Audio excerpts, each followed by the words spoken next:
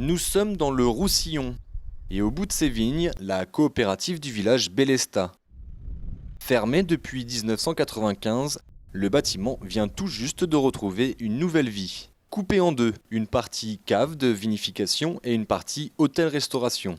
Pour bien comprendre ce qui a été fait à l'hôtel Ribérac, on a travaillé en fait sur des structures de cuves existantes en béton. Donc une cuve originelle, c'était ça. C'était un gros bloc béton avec une petite entrée avec une porte en fonte. De cette partie-là, on a donc ouvert les cuves au niveau hôtel pour y créer des chambres. 18 chambres. Chacune représente 2 à 3 cuves en béton armé de 12 mètres carrés. Donc il a fallu faire des ouvertures entre les cuves et aussi sur la façade. On a dû faire rentrer de la lumière dans le bâtiment, donc on a dû aussi ouvrir des fenêtres dans chaque cuve. Par découpage béton avec une scie à diamant et à eau, on a découpé le voile béton de la cuve, plus la structure du mur qui est en granit, sur une porte-fenêtre qui fait rentrer la lumière dans le bâtiment. Sur l'ensemble du bâtiment, soit 4800 mètres carrés, zéro énergie fossile.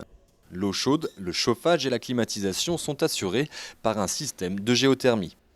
Un captage horizontal associé à 6 puits de 92 mètres de profondeur. Ici, le local des pompes à chaleur.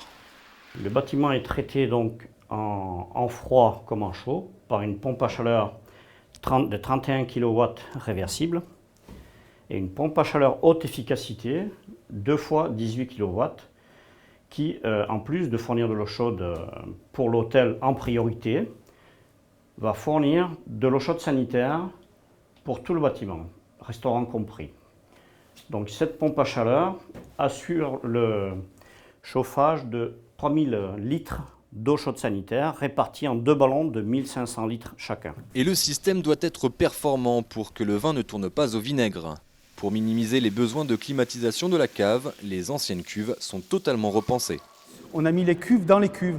Donc là, on a ouvert des grandes portes-fenêtres pour rentrer une cuverie beaucoup plus petite dans la cuverie béton. Et à partir de là, on peut climatiser toute cette partie séparément de la partie cave. Un sas pour isoler les deux parties du bâtiment, une fenêtre de 7 mètres de haut pour un éclairage naturel dans la salle de restauration, 500 mètres carrés de panneaux photovoltaïques sur la toiture. Au final, une rénovation qui aura coûté 4,5 millions d'euros. Mais pourquoi avoir autant misé dans des systèmes d'énergie renouvelable ?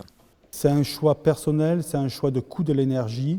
On prend acte que les coûts énergétiques vont augmenter et on prend un peu les devants pour avoir une structure qui puisse répondre à l'évolution de l'énergie dans le futur. Le village était connu pour son château médiéval. Dorénavant, l'établissement nommé Ribérac risque bien de lui voler la vedette, et notamment pour ses vins vinifiés par géothermie.